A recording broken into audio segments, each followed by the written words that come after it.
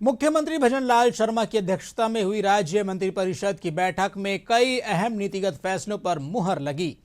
मंत्रिमंडल की बैठक में पर्यावरण संरक्षण, गवर्नेंस सुधार, औद्योगिक विकास और कर्मचारी कल्याण से जुड़े कई अहम फैसलों को मंजूरी दी गई।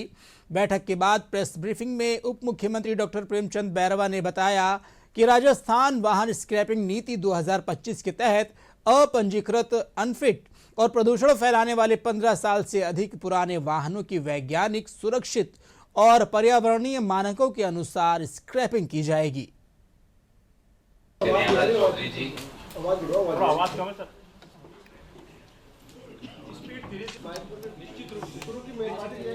सलाहकार हिरेन जोशी जी और अभिनव नियुक्त उपस्थित हैं।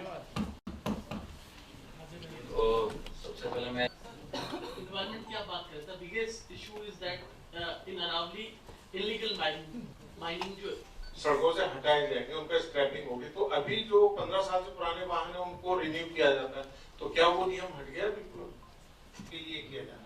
एक प्रश्न मेरा ये है कि अभी आपने कहा कि 70% जो है इसकी शेयर है, तो 4% किसके पास रहेगा इक्विटी? कंपनी के मशीन लर्निंग के उत्तरदायी, नैतिक एवं सुरक्षित उपयोग को बढ़ावा देने के लिए नई नीतियों के अनुमोदन और कर्मचारी कल्याण से जुड़े कई महत्वपूर्ण फैसले लिए गए हैं, जिसमें आज राजस्थान वाहन स्क्रैपिंग नीति 2025 का अनुमोदन किया गया। राज्य मंत्रिमंडल ने बजट 2025-26 की घोषणा की अनुपालना में आज राजस्थान वाहन स्क्रैपिंग नीति 2025 को अनुमोदित प्रदान किया। ये नीति प्रदेश में सड़क पर चलने में अयोग्य एवं प्रदूषणकारी वाहनों को चरणबद्ध रूप से हटाकर उन्हें वैज्ञानिक, सुरक्षित एवं पर्यावरणीय मानकों के अनुरूप नष्ट करने के उद्देश्य से लाई गई है। ये नीति स्वच्छ पर्यावरण, सड़क सुरक्षा और नई तकनीकी आधारित प्रदूषण रहित वाहनों के उपयोग को प्रोत्साहित करने की दिशा में एक महत्वपूर्ण कदम है।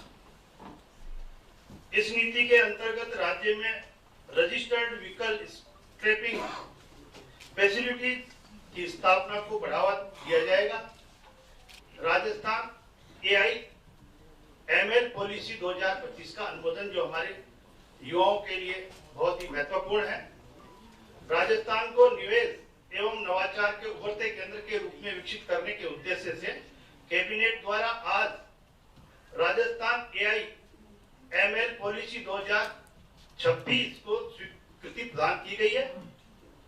राज्य बजट 2025-26 से में सेवा प्रदायगी में सूचना प्रौद्योगिकी के महत्व को देखते हुए ई गवर्नेंस के विस्तार को सुनिश्चित करने के लिए यह नीति की लाने की घोषणा की गई थी, जो राजस्थान AIML नीति 2026 शासन, उद्योग, शिक्षा एवं समाज के विभिन्न क्षेत्रों में आर्टिफिशियल इंटेलिजेंस एवं मशीन लर्निंग के उत्तरदायी, नैतिक एवं सुरक्षित उपयोग के लिए एक समग्र ढांचा प्रस्तुत करती है। ये माना गया है कि किसी देश का, प्रदेश का विकास ग्राम राज्य के द्वारा, राम राज्य के द्वारा होना आवश्यक है। उसी के तहत हमारा जो वेतन आयोग, जो सप्तम राज्य वित्त आयोग जो बना हमारा, उसकी पूरी रिपोर्ट आने पर तो समय लगने की संभावना है, इसलिए उन्होंने अंतरिम रिपोर्ट हमें दी है। और अंतरिम रिपोर्ट में ये माना गया है कि किसका कितना रेशियो, पंचायत राज को कितना मिलना चाहिए, टोटल जो रेवेन्यू है उसका, और नगर पालिका, नगर निगम को कितना मिलना चाहिए। तो अभी तक का जो रेशियो चल रहा है वो 7% चल रहा है। हमारी जो राज्य की शुद्ध कर राजस्व है, नेट जो हमारा रेवेन्यू है, उसका 7% हिस्सा इन संस्थाओं को मिलता है। आर्टिकल 243 जो हमारे संविधान का अध्याय 9 है और संविधान का अध्याय 9A, ये दोनों पंचायत राज संस्थानों और नगर पालिकाओं को अधिकार, पंचायत राज को उनको अधिकार दिया गया है कि इनको कितना हिस्सा मिलेगा, और उसी के तहत हमारे इस सप्तम वित्त आयोग ने इसकी सिफारिश की है। आज मंत्रिमंडल के अंदर जिस तरह से हमारे रिप्स 2024 के अंतर्गत जो ग्रीन इंसेंटिव देते हैं, उसी के तहत अतिरिक्त उनके पर्यावरण संबंधी योगदान के लिए ग्रीन क्रेडिट वाउचर जारी किए जाएंगे।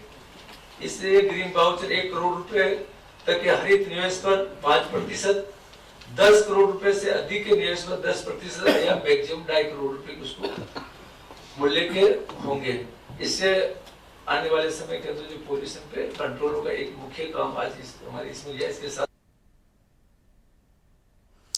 और राज्य कैबिनेट बैठक पर और अधिक जानकारी देने के लिए फोन लाइन पर हमसे जुड़ गए हैं हमारे संवाददाता महेश दाधीच।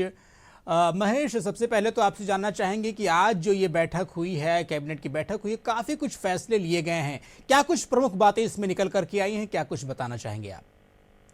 जी, अधिक जानकारी देना चाहूंगा कि राज्य कैबिनेट बैठक में आज कई महत्वपूर्ण फैसलों को लेकर के मोहर लगाई गई है और उसमें सबसे महत्वपूर्ण जो बिंदु है वो अपंजीकृत, अनफिट और जो कबाड़ वाहन जिन्हें कहा जाता है उनकी स्क्रैपिंग के लिए जो पॉलिसी लाई गई है।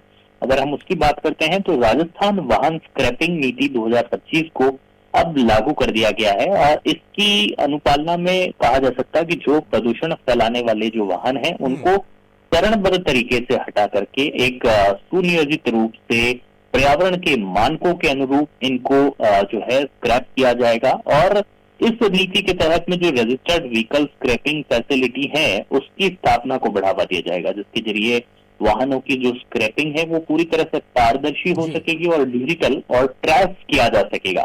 जी। तो जो स्क्रैपिंग प्रक्रियाएं होती हैं वो वाहन पोर्टल से एकीकृत होगी, जिससे कि जो योग्य वाहन है उनके अनधिकृत जो उपयोग है उसकी संभावना ही नहीं होगी। 15 साल से ज्यादा पुराने हो चुके जो सरकारी वाहन हैं, जो फिटनेस जिनका ठीक नहीं है, पंजीकरण जो रहित है, ऐसे दुर्घटनाग्रस्त और क्षतिग्रस्त वाहन है जो नीलामी में भी खरीदे गए हैं, इस नीति के तहत में उनको स्क्रैप किया जा सकेगा।